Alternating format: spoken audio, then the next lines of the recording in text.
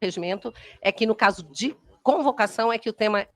Se referindo tanto à convocação como convite de ministro de Estado, diz que eu só posso estar aqui para prestar informações inerentes às minhas atribuições e as comissões terão de observar os limites de suas competências regimentalmente definidas. Então, é claro que eu vou apenas tratar dos temas que foram objeto do gentil convite dessa comissão. E, claro, espero, como a senhora mencionou, que haja o atendimento, como foi na vez pretérita, ao regimento, sobretudo no que se refere ao chamado decoro, inerente ao bom debate parlamentar. Então, assim procedendo, senhora presidenta, eu vou me referir especificamente aos requerimentos, um a um, e respondê-los. E, em seguida, claro que estou à disposição para questionamento sobre os requerimentos. O primeiro requerimento que foi a mim endereçado trata sobre a apuração de práticas abusivas das Big Techs. E, entre parênteses, está especialmente Google. E eu trago o esclarecimento que, em relação a esta empresa, foi instaurado um processo administrativo da Secretaria Nacional do Consumidor, com base na Lei 8.078, de 90, e essa lei dispõe quanto à proibição da chamada publicidade enganosa ou publicidade cifrada. Não é verdadeiro que houve uma determinação para que a empresa Google retirasse conteúdos do ar. Na verdade, a determinação constante de medida cautelar é que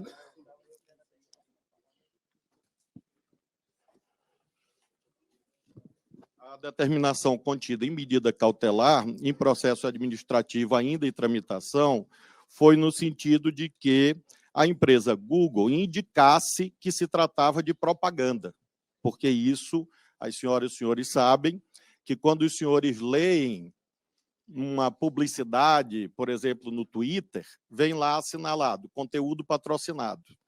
Isso é uma exigência do Código de Defesa do Consumidor, que, infelizmente, a empresa Google não estava cumprindo. Informo a essa comissão que a medida cautelar, exarada pela Secretaria Nacional do Consumidor, foi plenamente atendida pela empresa Google, ou seja, eles cumpriram a determinação do Ministério da Justiça, e, com isso, o processo ainda tramita com o contraditório e ampla defesa, mas não há nenhuma dúvida quanto à competência do Ministério da Justiça para tratar desta temática. Esse o primeiro requerimento. O segundo requerimento trata sobre supostos cortes orçamentários para 2024. Eu lembro que o orçamento de 2024 ainda não foi votado e, portanto, não é possível aquilatar se haverá ou não redução em relação a um item fundamental, que são as emendas parlamentares. As senhoras e os senhores ainda não apresentaram emendas parlamentares. Então, é claro que, após a apresentação das emendas parlamentares, é que será possível dispor sobre redução ou não da proposta orçamentária de 2024, que será votada por este Congresso Nacional. Ora, o que nós fizemos, então? Como não há ainda o prazo de emendas ao orçamento de 2024, nós fizemos uma comparação sem levar em conta as emendas parlamentares. E aí, o que nós temos? Não há redução. É falso que haja redução. Eu vou ler os números apenas para demonstrar que esse suposto corte inexiste. Especificamente em relação à segurança pública, o orçamento de 2022, no governo pretérito, expurgando as emendas parlamentares, foi da ordem de 4.391 bilhões de reais. Em 2023, já no nosso governo, esse orçamento é de 5.170. E a proposta orçamentária que nós elaboramos é exatamente nesse valor, 5.170 mil reais, ou seja, não há redução, pelo contrário. Se nós compararmos em relação ao ano de 2022, do governo passado, há um incremento de 17% nos recursos da segurança pública. Na Polícia Rodoviária Federal, o orçamento era de 855 milhões e, nesse ano, passou para 937. E, para o próximo ano, 937. Polícia Federal, no governo passado, 1.320 milhões. Esse ano, 1.609 milhões. Proposta orçamentária para 2024, 1.609 milhões. Então, realmente, eu não sei, eu imagino, eu tentei entender o que o autor do requerimento havia desejado dizer.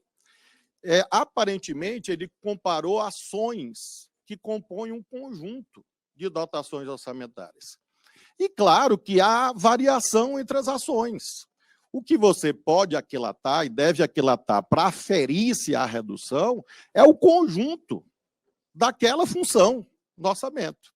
E, portanto, respondendo ao segundo requerimento, na proposta orçamentária de 2024, elaborada pelo nosso Ministério, não há, em absoluto, redução de 700 milhões de reais, que eu não sei de onde tiraram esse número, e espero que, inclusive, senhora presidenta, quando houver as emendas, e já que essa casa tem revelado tanta preocupação com a segurança pública, ao ponto de eu ter dezenas de requerimentos, é claro que desejo e convido e peço aos senhores parlamentares e às senhoras parlamentares que façam emendas ao orçamento que permita até ampliar essa proposta orçamentária, mas afirmando em absoluto que não há essa redução que o requerimento afirma.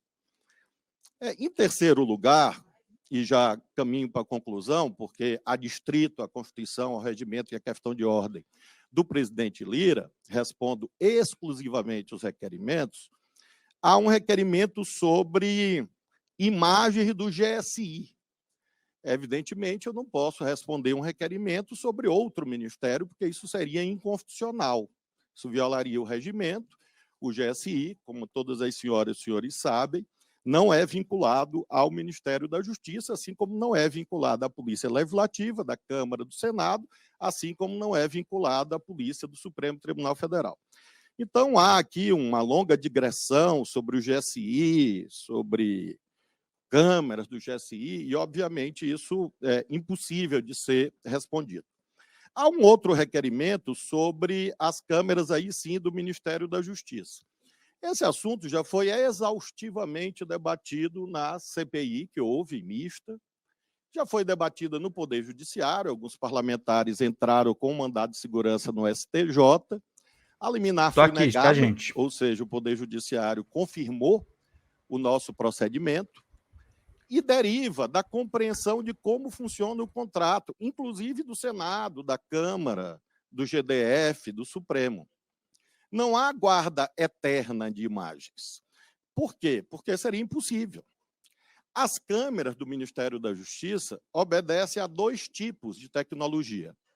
Há câmeras que gravam o tempo inteiro, que são as câmeras externas, e há câmeras que só gravam de acordo com o movimento nos corredores. O 8 de janeiro foi domingo.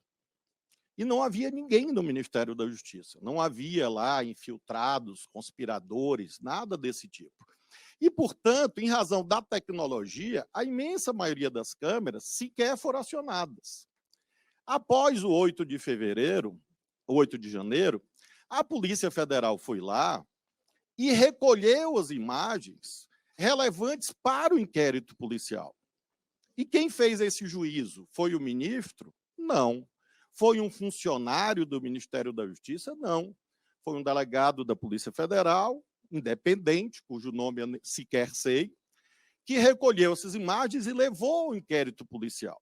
Ora, portanto, quando, 8 meses depois, nós recebemos o requerimento e essas imagens estavam em um inquérito policial, em razão do artigo 20 do Código de Processo Penal, eu não poderia entregar essas imagens sem a autorização da autoridade que preside o inquérito, que não sou eu. O relator do inquérito é que preside o inquérito à luz do Código de Processo Penal. E nós fizemos exatamente isso. Nos dirigimos ao relator, o relator autorizou, E aí o delegado que preside o inquérito entregou todas as imagens à CPI, onde elas se encontram até hoje. Menos, obviamente, as imagens das câmeras que não foram acionadas, porque a tecnologia exige movimento para que elas sejam acionadas, e aquelas que a Polícia Federal considerou descartáveis porque não tinham movimento, não tinha ninguém.